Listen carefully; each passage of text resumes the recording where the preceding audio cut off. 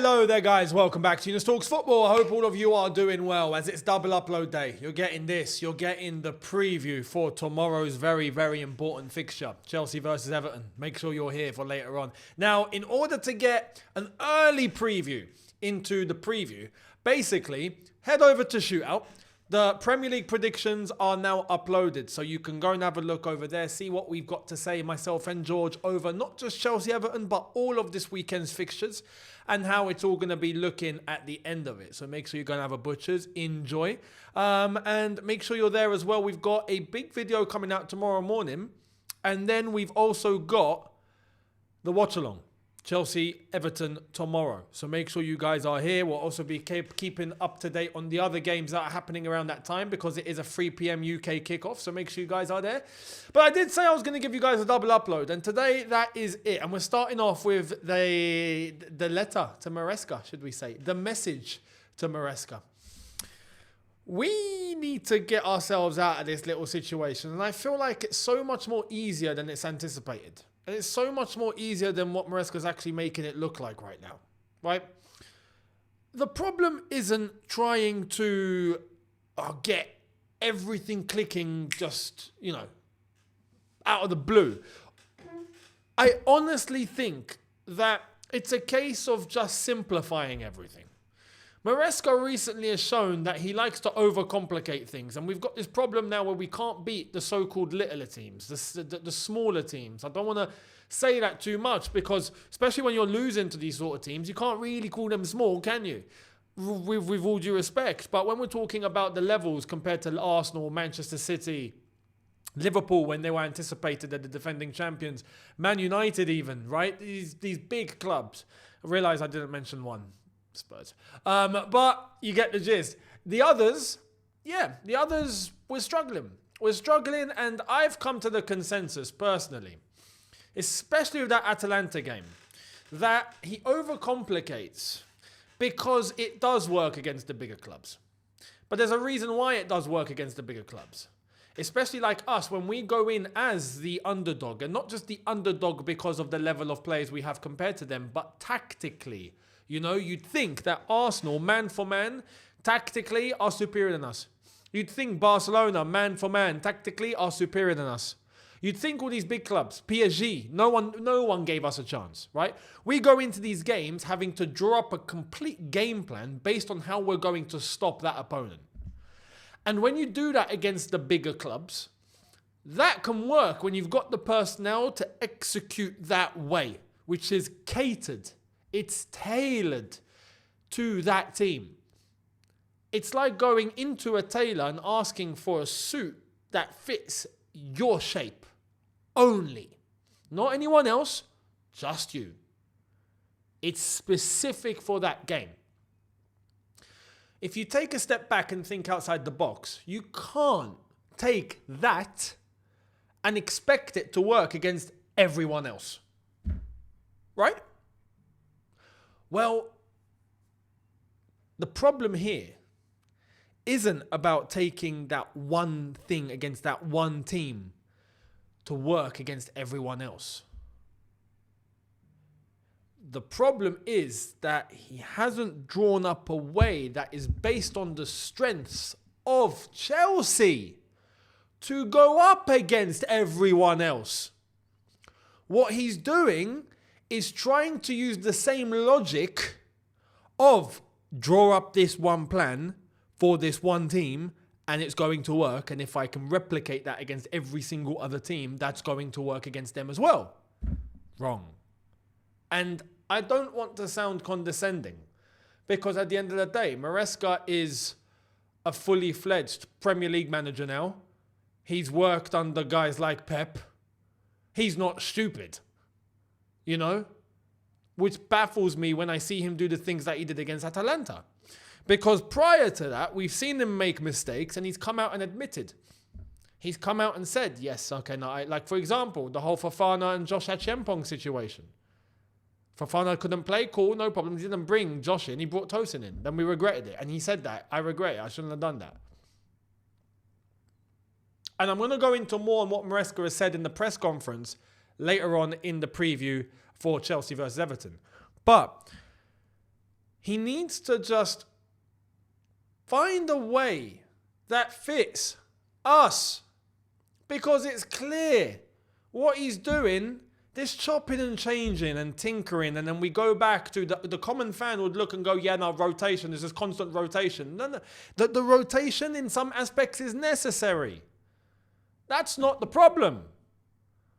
The problem is who he's bringing on and where he's putting them. If Reece James needs to have one game off because he has to, he has to. That's rotation. If Enzo Fernandez right now, like I think he does have to, if he's shattered and he can't play and he needs rotation, well, cool. We've got a squad. Use it, but use it correctly.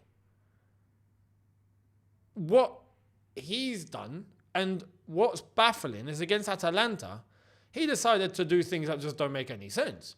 How is it that we're winning that game 1-0, we concede, and then with 1-1 and a game to chase, all of a sudden we end up with 8 defenders on the pitch, 2 fullbacks playing in centre mid, we've got 1 playing in the 10, and we've got our centre mid playing at right back, and we've got the subs that we have basically on the bench not being used that could have come on man for man as a replacement and keep the shape as it was, which was working. Hence we were winning 1-0. That's suicidal as far as I'm concerned. It shocks me that someone, not just of Maresca's quality, right? And some will say, what quality? No, I don't want to disrespect the man, right? Yes, he's from the Championship. Yes, he's not Pep. Yeah, he's not Mourinho. He's not, Ancelotti. He's not of the greats. He's not Alex Ferguson, Arsene Wenger. I get that, right? But he's still a Premier League manager. I will be saying the same even for Scott Parker right now. He's a Premier League manager. I expect you to not be this naive. Surely not, What he done against Atalanta makes me think now that this is just his personality. This is just who he is. Is he going to change it? Well, he has to. And what do I mean by that? I think it's a simple change. Right now, we need a process of elimination. And if Maresca does the things that make sense, everyone will go, yeah, but look, it's not his fault. He's done what he can do. There's nothing more he can do. And if we're in that situation, then we can start talking about the quality of the players. Then we can start talking about who fits and who doesn't. Then we can even start talking about recruitment in the January window, if anything's going to happen. I doubt it. Or the summer window. But up until that point, even with the players we brought in, we can't come to a conclusion. Because the way that it looks like right now, there's a few of them that are not being used correctly. He needs to go back to basics. And what are these basics? The basics are play everyone in their position. And against the littler teams, the smaller teams, quote unquote, play to our strengths. Play with a system that we are going to stick to, that fits us, and that the opponent needs to adapt to. That doesn't mean ignore the opponent. I'm not saying that, because some people would look, and I have to mention this, some people think the world and life is so black and white. It's yes or no. Like, there's nothing in between. There's no hybrids. There's no bit of here, bit of this, bit of that, bit of that. No, some people just think that it's this or that, end of story. Extremists, right? And I haven't got time to even try and decipher everything for them not to understand. You do you, yeah? The truth of the matter is, whether you like it or not, there's a lot of grey in between. I'm not saying ignore the opponent. That would be idiotic. But get them to force their game plan to change because of us, not vice versa, because that's what we're doing. And then we play into the hands of the opponents. We played into the hands of Leeds. We played into the hands of Bournemouth. We played into the hands of Atalanta. So much so their players came out afterwards and said, yeah, we knew they would drop off in the second half. We knew we'd have space to exploit into. They just knew. Why don't we come, especially when we're talking about a young team that's developing and still trying to find their way? We need to master one way first. One way. Master one way, and then get them to start adapting to other scenarios and other ways, because they're not going to have the expertise in order to execute multiple things at the same time. They're just not going to. In order for them to do that, I'm not kidding, you need Czech, JT, Lampard, Drogba. Them, yes. With those players, yes, 100%. You can tell them to play in this way or that way or this way or that way. They'll be like, no problem, we got it. No worries. And they'll do it, and they'll do it well. You want them to defend, you want them to play defensive and park the bus, they'll do it. You want them to play really good attacking football, they'll do it. You want them to counter press, they'll do it. You want them to play with the ball and hold the ball, no problem. You want them to not have the ball at all and just hit on the counter, they'll do it. They were masters at everything, but why? You couldn't expect them to do the same thing in 2005 though. No way. They mastered one way first. And funnily enough, that one way was the foundation for everything afterwards. Not to concede. And the rest came later. We right now are chopping and changing so much. Not just with personnel, but with system. And it's not helping. Based on the opponent. Now, if you realize there's a threat that needs to be nullified because of the opponent, absolutely. But don't change everything. We should go back to basics. And what do I mean by that? Well, if we have Reece James that cannot play, cool, no problem. But we stick with a right back on the pitch and it's Malo Gusto that plays there, end of story. I don't need to see Trev at right back. You know? We don't need to see even Caicedo at right back. Against PSG, yes, that worked brilliantly, but that cannot be week in, week out. And we've not seen it week in, week out, but that's just an example, I'm just saying. Right now on form, okay, Fofana, he can't play, no problem. Who comes in? It's definitely not Tosin. It's Josh. That's based on merit. That's based on who deserves to play, who's earned it. If Enzo needs to come off like he did against Atalanta, cool. You don't play a fullback in midfield with another fullback in midfield. What? No. Santos is right there, who we brought in to legitimately and literally be the backup to Enzo. This is why, for many people, it's just not making sense. That Atalanta game was scary. And then we put Gusto in the 10. Why? Esteval's right there. You want to play Garnacho and stick him on the left and take and you put Gittins at right wing? Why? Esteval's right there. If you want to take Neto off, no problem. Esteval's right there. These are the things that need to be done. If you want to bring on a striker right now, we ain't got anyone else except Margu. Put on Margu. But the system must remain the same, especially if you're winning. Don't change it. So I hope Maresca can honestly not be so in his head. And look, there's tinkering and then there's this. Yeah, Ranieri used to tinker. This is next level. What I'm seeing right now is next level. That Atalanta game, honestly, it worried me. Because this has been something that we have almost, bit by bit, taken our time to get to. This isn't a one-time thing. This isn't like, oh my God, Maresca for the first time has blown my mind. No. We've seen signs. We've seen little signs. And I'm thinking, oh, okay, that's not nothing to be really concerned about, is it? Surely not. And then he done that. It's like the main event. It's like we've gone through everyone and now it's the main event. And flipping hell, what a way to end the show. All our minds were blown.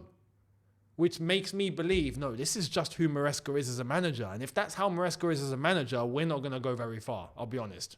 We're just not. Unless he goes back to basics. Because right now, what I feel like we're not doing in this Chelsea team is playing with threat. I see Man City playing their way and they just dispatch off Sunderland 3-0, despite not actually playing unbelievable, but they have a way, which is very City. It's very City. You just know what you're going to get. But they got the personnel there that execute it, and they have been trained on it. They've gone over it time and time again. We're not even giving ourselves a chance to go over one way time and time again, because we keep changing it game in, game out. It's not going to help anyone. But it gets the results done against the big teams. Because against the big teams, you have to over-prepare. You have to over-detail. You have to look at the intricacies. You have to look at every single possible threat, because that's how large the threat is on their end. You'd be stupid to ignore that. But that's not going to come from Bournemouth.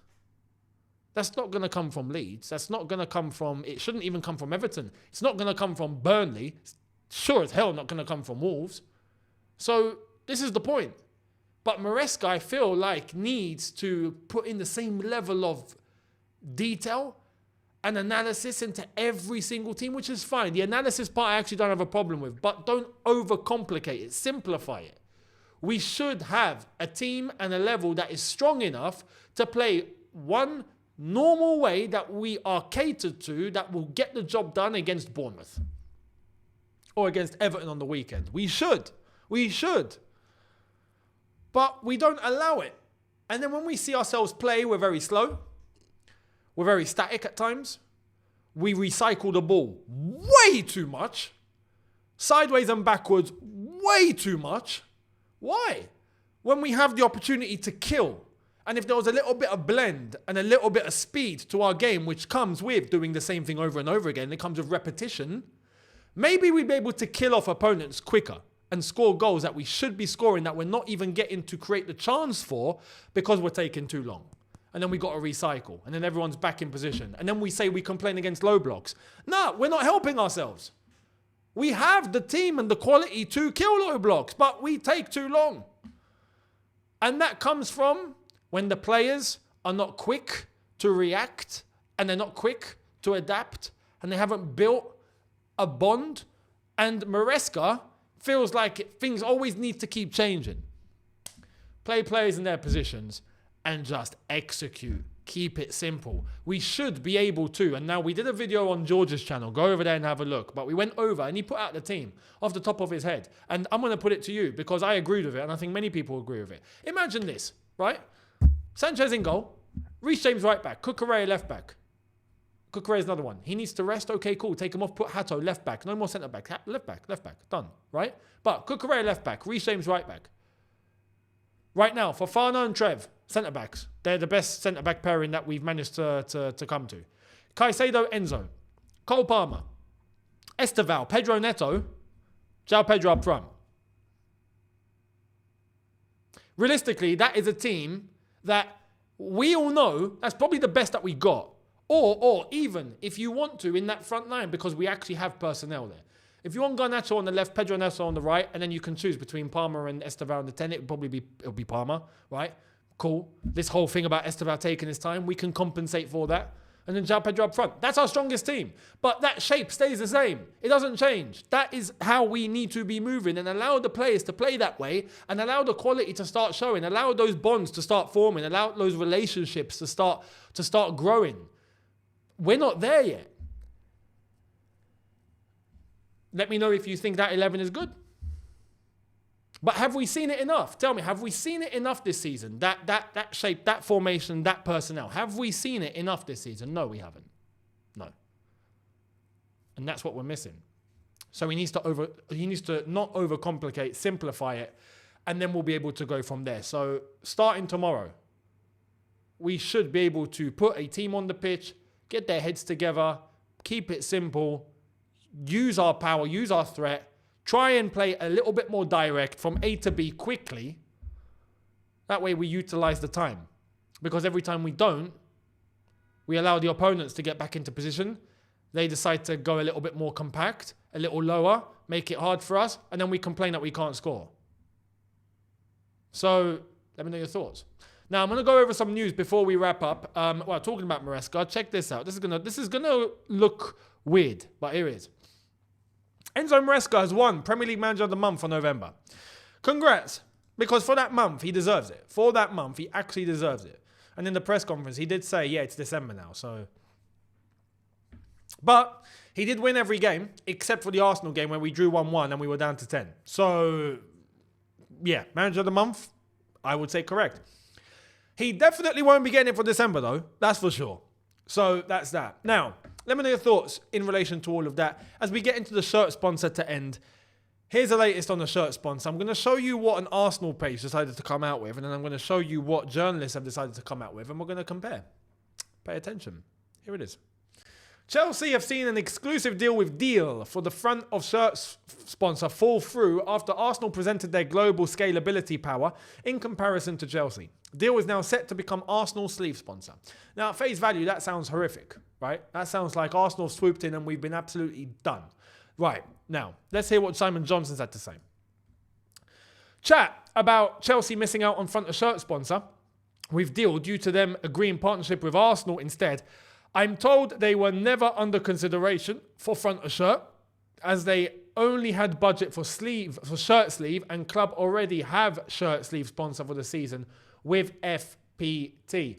We also have Chelsea are also expected to confirm a new shirt sleeve agreement for 26-27 and onwards in the coming weeks. And we have Nizar Kinsella telling us Chelsea weren't in talks to sign deal. No Arsenal sleeve sponsor for their front of shirt real estate. Deal only had budget for sleeve sponsorship, which was filled by FTP for Chelsea. Chelsea are believed to be close to a sleeve sponsor with a new sleeve sponsor from the 26-27 season and beyond. Front of shirt deal is also in the works. I'll be honest, yeah. Let me just address this front of shirt sponsor madness at the moment. I have to be honest. Now it's getting stupid. It's December. Yeah, I remember in November I was saying, guys, we gotta hurry up. It's December. We've still not heard anything. There was a whole Oracle thing. That's gone silent. Nothing else has come to the forefront. Nothing else has been shown. It's December, and now when I first saw this deal stuff from the Arsenal page, I was looking and going, oh, you know what? This screams, if it's true, this screams that Chelsea are still looking short-term, and we're not looking long-term. And Deal have got an opportunity with Arsenal swooping in, who apparently they have a relationship with David Dean, who used to be at Arsenal. We know David Dean. But they're looking, as a business, it makes sense, for something scalable, stable, long-term. And with the assurances of the exposure. Arsenal are playing Champions League football consistently. They're fighting for the title. They're probably right now going to go and win the title. Deal would be more than happy to be on the sleeve. No worries. And they'll stay there and they'll be happy with that because they will be getting the exposure they need in the Premier League, in the Champions League, in all the competitions consistently without worry. With Chelsea, though, the 74 charges, which we're meant to be hearing by the end of this week, we'll see what's going to happen there, is an uncertainty. We've got Chelsea. Are we sure of making top four? We're not playing like we're really sure right now, let's be honest. Businesses are not stupid. They're not going to go into a long-term deal and go, yeah, we're going to pay you Champions League money, but probably not end up in it. Arsenal can guarantee it. Chelsea can't. So that's something to bear in mind as well. So it screams that Chelsea could be looking for something short-term. But then we got these journalists coming out and saying that, yeah, Chelsea weren't in talks to sign Deal. It wasn't a thing. Their budget is for a sleeve sponsor, not for a front of shirt sponsor. So we never spoke with Deal about a front of shirt sponsor. That can also make sense because the difference between a sleeve sponsor and a shirt sponsor is mad. Front of shirt, sorry. It's crazy. Emirates, if I'm not mistaken, are paying 50 million, 60 million a year to Arsenal. Yeah, sleeve sponsors, it's probably around 10, 15. Chelsea, I think, current one, FPT, sorry.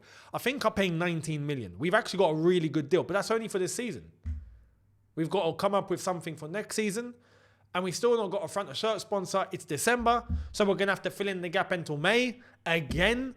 Let me tell you, I wouldn't be surprised if it's Damac again. If Chelsea go, okay, look, do you want round two? And Damac will be like, okay. Because Damac were ready to go in full force, I think. It seemed like they were eager. But were they going to pay 60? No. So, Chelsea, again, this is going on way too long. Way too long. We're almost halfway through the season. I got to say, that's really bad. That's really bad. That's really bad. And I know some people are going to say, no, we could just get any sponsor, but we're not going to do that. Let's be honest as well. Yeah, some people look at other teams and go, how have you got a sponsor? Yeah, but how much are they getting paid for it? You know, probably like 20 million tops, maybe less for the littler teams. Yeah, Chelsea's not going to do that. That's bad business as well. So let's not, counter bad business with even more bad business. It's got to make sense. But I don't see an excuse as to why Chelsea should take this long. This is too long. Way too long. Why? Well, let me know your thoughts down below. Much appreciated. Preview, Chelsea-Everton later on. Make sure you're here. Going to be a good one. Let me know your thoughts on Maresca and everything that I've said here. Do you agree, disagree? I'd love to know. Let me know down below and I'll catch all of you later on for round two. Preview, Chelsea-Everton. Catch you there. Have a good one. Look after yourselves. See you later. Take care and peace.